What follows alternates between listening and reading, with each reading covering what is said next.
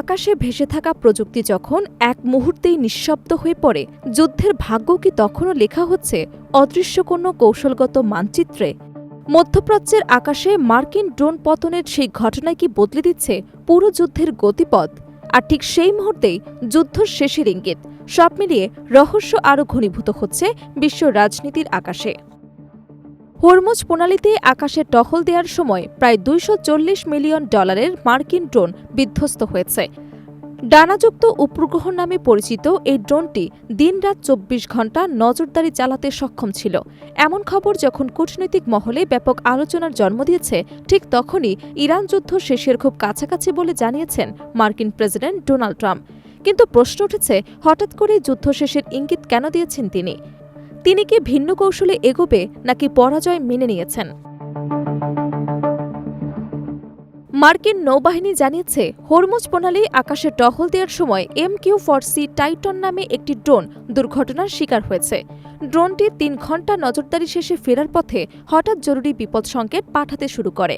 ঘটনাটি নিয়ে তদন্ত চলছে বলে জানিয়েছে সংশ্লিষ্ট কর্তৃপক্ষ। এদিকে ঘটনাটির পরপরই মার্কিন প্রেসিডেন্ট ডোনাল্ড ট্রাম্প এক সাক্ষাৎকারে বলেন, ইরান যুদ্ধ শেষের পথে। আমি দেখতে পাচ্ছি এই যুদ্ধ খুব কাছাকাছি সমাপ্তির দিকে এগোচ্ছে।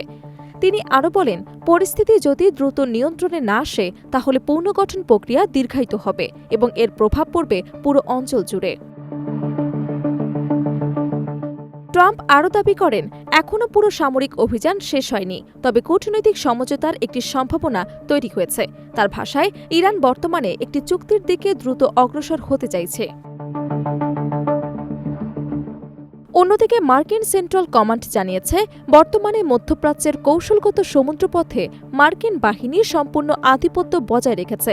তাদের দাবি অনুযায়ী ইরানের ভেতর বা বাহিরে কোনো ধরনের বাণিজ্যিক জাহাজ চলাচল এখনও কার্যত বন্ধ রয়েছে।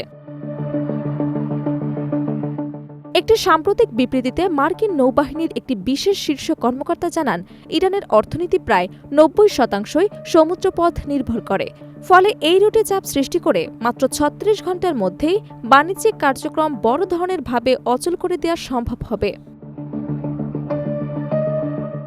বিশ্লেষকদের মতে, ড্রোন বিধ্বস্ত হওয়া, সমুদ্র অবরোধ এবং রাজনৈতিক বক্তব্য সব মিলিয়ে মধ্যপ্রাচ্যের পরিস্থিতি এখন এক নতুন এবং অস্থির মোড়ে পৌঁছেছে। যুদ্ধ কি সত্যি শেষের পথে, নাকি এটি আরও বড় কোনো সংঘাতের সূচনা? এ প্রশ্নের উত্তর এখনও অজানা। বিশ্বজুড়ে কূটনৈতিক মহল এখন তাকিয়ে আছে পরবর্তী সিদ্ধান্তের দিকে।